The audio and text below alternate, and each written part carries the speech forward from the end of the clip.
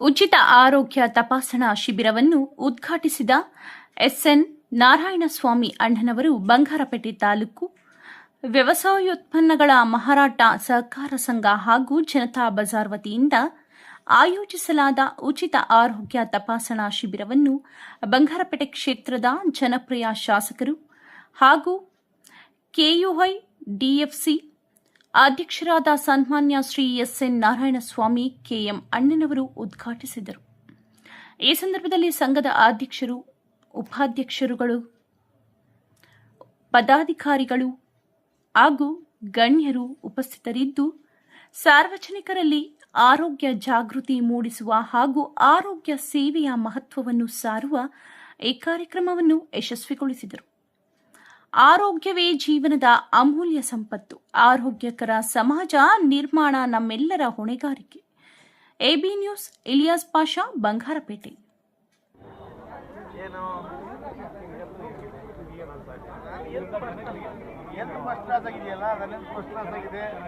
Sugar BP control ಇದೆ, ಎಲ್ಲಿ ಚೆನ್ನಾಗಿದೆ, ಎಲ್ಲ ಬದುಕಿದ ಎಲ್ಲರೂ ಕೂಡ ಎಲ್ಲಿ ಚೆನ್ನಾಗಿರಲಿ, ಚೆನ್ನಾಗಿ ಆಗಲಿ ಬಯಸ್ತೀನಿ. ಕಾರ್ಯಕ್ರಮವನ್ನ ಜ್ಯೋತಿ ಬೆಳಗಿಸುವ ಮುಖಾಂತರವಾಗಿ ಉದ್ಘಾಟನೆ ಮಾಡಬೇಕಂತೇಳಿ ನಮ್ಮೆಲ್ಲರ ನೆಚ್ಚಿನ ನಾಯಕರು ಆಗಿರ್ತಕ್ಕಂಥ ಎಸ್ ಎನ್ ನಾರಾಯಣಸ್ವಾಮಿ ಮಂತ್ರು, ಎಲ್ಲ ನಮ್ಮ ಆಡಳಿತ ಮಂಡಳಿಯ ನಿರ್ದೇಶಕರು, ಅಧ್ಯಕ್ಷರು, ಮುಖಂಡರುಗಳು, ಎಲ್ಲ ನಮ್ಮ ನಾಯಕರು ಸಹ ಈ ಕಾರ್ಯಕ್ರಮಕ್ಕೆ ಜ್ಯೋತಿ ಬೆಳಗುವ ಮುಖಾಂತರ ಚಾಲನೆಯನ್ನು ನೀಡಬೇಕಂತೇಳಿ ನಮ್ಮ ನಾಯಕರಲ್ಲಿ ಕೇಳ್ಕೊಳ್ತಾ ಇದ್ದೀವಿ.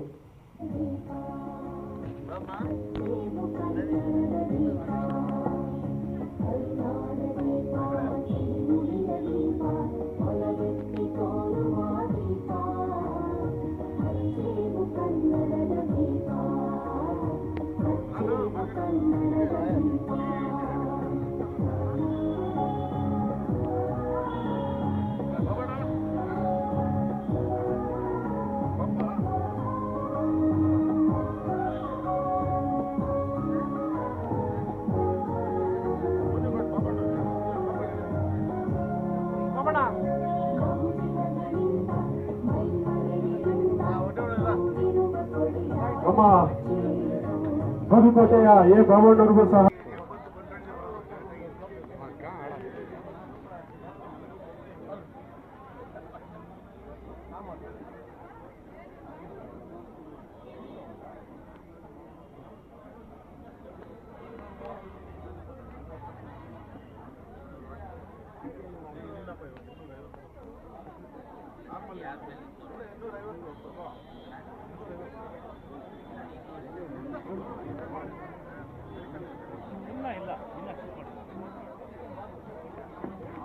ಅವರ ಸಮಾಧಾನ ಹೇಳ್ಕೊಳ್ಳಿ.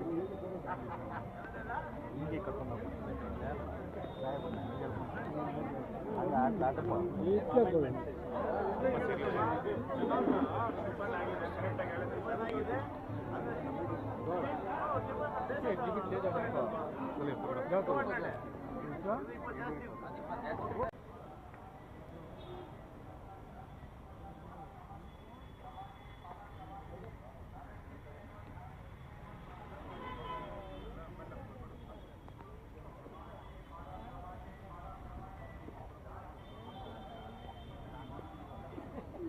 ಈ ಒಂದು ಸಂದರ್ಭದಲ್ಲಿ ಮನವಿ ಪತ್ರವನ್ನು ಸ್ವೀಕರಿಸಿದಂತಹ ನಮ್ಮ ನಾಯಕರಿಗೆ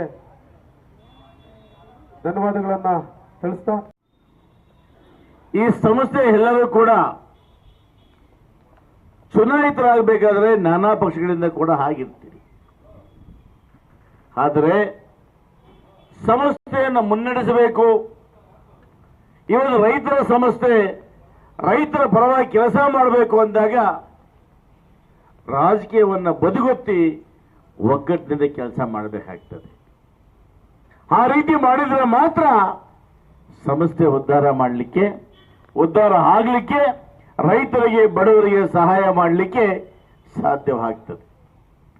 ಆ ನಿಟ್ಟಿನಲ್ಲಿ ಇವತ್ತೇ ಚುನಾಯಿತರಾಗಿದ್ದೀರಿ, ಮಾಜಿ ಅಧ್ಯಕ್ಷರಿದ್ದೀರಿ, ಮಾಜಿ ನಿರ್ದೇಶಕರಿದ್ದೀರಿ, ನೀವೆಲ್ಲ ಕೂಡ ಒಗ್ಗೂಡಿ ಇವತ್ತು ಸಮಸ್ಯೆ ಇರ್ತಕ್ಕಂಥ ಯಾವುದಾದ್ರೂ ಒಂದು ಆಸ್ತಿಯನ್ನ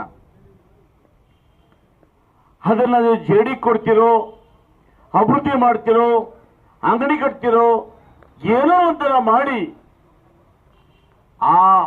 ಅದರ ಮುಖಾಂತರ ಸಂಸ್ಥೆ ಮೇಲಿರ್ತಕ್ಕಂಥ ಸಾಲವನ್ನು ತೀರಿಸೋದು, ಎರಡನೆಯದಾಗಿ ಸಂಸ್ಥೆಗೆ ಆದಾಯ ಬರ್ತಕ್ಕಂಥ ಯೋಜನೆ ಮಾಡಿಕೊಳ್ಳೋದಕ್ಕೆ ನೀವೆಲ್ಲ ಕೂಡ ಕಾರ್ಯಪ್ರವೃತ್ತರಾಗಬೇಕು ಅಂತೇಳಿ ನಾನಾದರೂ ಕೂಡ ಒಂದು ಸಲಹೆಯನ್ನು ಕೊಡ್ತೇನೆ. ಇವತ್ತು ನಾನು ಮತ್ತು ಸರ್ಕಾರ ಸದಾ ಕಾಲ ಅಲ್ಲಿ ಮುಟ್ಟಿಗಿದ್ದೇವೆ. ಹಿಂದೆ ಕೂಡ ರಾಜಾರೆಡ್ಡಿ ಅವರು ಬಂದು ಆ ಒಂದು ಪ್ರದೇಶವನ್ನ ನಮಗೆ ಕಮರ್ಷಿಯಲ್ ಮಾಡಿಕೊಡ್ಬೇಕು ಅಂದಾಗ ನಾನೇ ಖುದ್ದು ನಿಂತು ಅದನ್ನು ಮಾಡಿಸ್ಕೊಟ್ಟಿದ್ದೇನೆ. ಪುರಸಭೆ ಇರ್ತಕ್ಕಂಥ ಕಂದಾಯವನ್ನು ಕಟ್ಟಬೇಕಾದಾಗ ಸಮಯ ಕೊಡಬೇಕಂದಾಗಲೂ ಕೂಡ ಹಂತ ಹಂತವಾಗಿ ಕಟ್ಟಲಿಕ್ಕೆ ಕೂಡ ನಿಮ್ಮೊಟ್ಟಿಗೆ ನಿಂತಿದ್ದೆ. ನಾನು ಯಾವುದೇ ಕಾಲದಲ್ಲೂ ಕೂಡ ನಾನು ಬಂದು ಈ ಸಂಸ್ಥೆಗೆ ಒಳ್ಳೇದಾಗಲಿ ಅಂತ ಬಯಸಿದ್ರೆ ವಿನಃ ತೊಂದರೆ ಆಗಲಿ ಅಂತ ಯಾವತ್ತೂ ಬಯಸಿಲ್ಲ. ಇವತ್ತು ಹೇಳ್ತೇನೆ, ಇವೆಲ್ಲ ಕೂಡ ಇವತ್ತು ಒಂದು ಮನವಿ ಪತ್ರವನ್ನು ಕೊಟ್ಟಿದ್ದೀನಿ. ನನಗೆ ನಾನು ಖಂಡಿತವಾಗ್ಲೂ ಕೂಡ ನೆನ್ನೆ ಕೂಡ ಅಧ್ಯಕ್ಷರು ನಮ್ಮ ಚಂದ್ರಣ್ಣ ಬಂದು ಸರ್ ಗೊಬ್ಬರ ಡಿಮ್ಯಾಂಡ್ ಇದೆ ಅಂತ ತರಬೇಕು ಅಂದಾಗ ನಾನು JD ಅವ್ರಿಗೆ ಮಾತಾಡಿದ್ದೀನಿ. ನಿಮಗೊಂದು ಮಾತನ್ನು ಕೊಡ್ತೇನೆ, ನೀವು ವ್ಯವಹಾರ ಮಾಡಲಿಕ್ಕೆ ನನ್ನ KLEDಯಿಂದ ನಿಮಗೆ 10 ಲಕ್ಷ ರೂಪಾಯಿಗಳನ್ನು ಕೊಡ್ತೇನೆ. ಜೊತೆಗೆ ಒಂದು ವೇಳೆ ಇನ್ನೂ ಕೂಡ ಹೆಚ್ಚಿನ ವ್ಯಾಪಾರ ಮಾಡ್ತೀನಿ ಅಂದರೆ ನನ್ನ ಕೈಯಿಂದ ಕೂಡ 20 ಲಕ್ಷ ರೂಪಾಯಿಗಳನ್ನು ಕೊಟ್ಟು ಮತ್ತೆ ವಾಪಸ್ ತಗೊಳ್ಳಿಕ್ಕೆ ತಯಾರಾಗಿದ್ದೇನೆ. ಸಾಲ ಅಷ್ಟೇ, ಅದು ಮನ್ನ ಏನೂ ಇಲ್ಲ, ಅದಿಲ್ಲ, ಬಡ್ಡ ಇಲ್ಲ, ಇಲ್ಲ. ಯಾಕಂದ್ರೆ ಇಲ್ಲ, ಬಡ್ಡ ನನ್ನ ಕೈಯಿಂದ ಕೊಟ್ಟಕ್ಕಂಥದ್ದು ಕೊಡೋದು ತಗೊಳ್ಳೋದು, ಬಡ್ಡಿ ಇಲ್ಲ. ಹಾಗಾಗಿ 10 ಲಕ್ಷ ರೂಪಾಯಿ ಕೊಡ್ತೀರಲ್ಲ, ಅದು ಫ್ರೀ. ಕೇಳಿ 10 ಲಕ್ಷ ರೂಪಾಯಿ ನೀವು ಫ್ರೀ. ಇದು ನಿಮಗೆ ಬೇಕು ಅಂದಾಗ, ಸ್ಟಾಕ್ ಬಂದು ಹಣ ಇಲ್ಲ ಅಂದಾಗ ನನ್ನ ಸಂಸ್ಥೆಯಿಂದ 20 ಲಕ್ಷ ಕೊಡ್ತೀನಿ, ಅಕೌಂಟಿಂದನೇ ಕೊಡ್ತೀನಿ, ಅಕೌಂಟಿಂದ ತಗೊಳ್ತೀನಿ ವಾಪಸ್. ಇಷ್ಟು ಮಟ್ಟಿಗೆ ಸದ್ಯಕ್ಕೆ ಮಾಡಬಲ್ಲೆ. ಇನ್ನು ನೀವೆಲ್ಲ ಕೂಡ ಸಂಘದ ವತಿಯಿಂದ ಮನವಿಯನ್ನು ಕೊಟ್ಟಿದ್ದೀರಿ. ಇದನ್ನು ಕೂಡ ಸಹಜ ಈ ಒಂದು ವಾರದಲ್ಲಿ ಯಾರೋ ಸಚಿವರಾಗ್ತಾರೆ, ಆ ಸಹ ಸಚಿವರಾದರೆ ಅವರ ಬಳಿಗೆ ನಿಮ್ಮನ್ನೆಲ್ಲ ಕರ್ಕೊಂಡೋಗಿ ಖಂಡಿತವಾಗ್ಲೂ ಕೂಡ ಈ ಸಂಸ್ಥೆಗೆ ಲಾಭ ಬರಲಿಕ್ಕೆ ಖಂಡಿತ ಕೂಡ ಸಹಾಯ ಮಾಡ್ತೀವಿ ಅನ್ನೋ ಮಾತನ್ನು ಹೇಳಿ ಎಲ್ಲರಿಗೂ ಒಳ್ಳೆಯದಾಗಲಿ. ಇವತ್ತೇನು ಸಂಸ್ಥೆಯಿಂದ ಒಳ್ಳೆ ಕೆಲಸ ಮಾಡ್ತಾ ಇದ್ದೀವಿ, ಬಡವರಿಗೆ ಉಚಿತವಾಗಿ ಆರೋಗ್ಯವನ್ನು ಕೊಡ್ತಕ್ಕಂಥದ್ದು. ಆರೋಗ್ಯವೇ ಮಹಾಭಾಗ್ಯ. ಆ ನಿಟ್ಟಿನಲ್ಲಿ ನಮ್ಮೆಲ್ಲ ವೈದ್ಯರು ಸಿಬ್ಬಂದಿ ತಮ್ಮನ್ನೆಲ್ಲ ತಪಾಸಣೆ ಮಾಡಲಿಕ್ಕೆ ರೆಡಿಯಾಗಿದ್ದಾರೆ. ಚಂದ್ರರೆಡ್ಡಿ ಅವರು ಕೂಡ ನಾನು BP 2 ಚೆಕ್ ಮಾಡಿಸ್ಕೊಂಡು ಕ್ಯೂ ನಿಂತ್ಕೊಂಡಿದ್ದಾರೆ. ಫಸ್ಟ್ ಇದನ್ನ ಏನು ಕಷ್ಟ ಇದ್ರೆ ಈಗ ಅವನಿಗೆ ಬಾತ್ಲೆ ಇದೆ, ಎಲ್ಲಿ ಗೊತ್ತಾ, ಅದು ಮಾಂಜರ ತೊಗೊಂಡ್ಬಿಟ್ಟಿದ್ದಾನೆ. ಆ ಮಾಂಜರ ತಗೊಂಡು ಅದು ಶುಗರ್ ಕಡಿಮೆ ಆಗ್ಬಿಟ್ಟಿದೆ, ಶುಗರ್ ಇಲ್ಲ. ಆಮೇಲೆ ಸ್ಲಿಮ್ ಬೇರೆ ಆಗ್ಬಿಟ್ಟಿದೆ, ಅದೇ ಕಷ್ಟ, ಸ್ಲಿಮ್ ಬೇರೆ ಆಗ್ಬಿಟ್ಟಿದೆ ನಿಮಗೆ. ಹಾಗಾಗಿ ನನಗಂತೂ 2 ಇದೆ.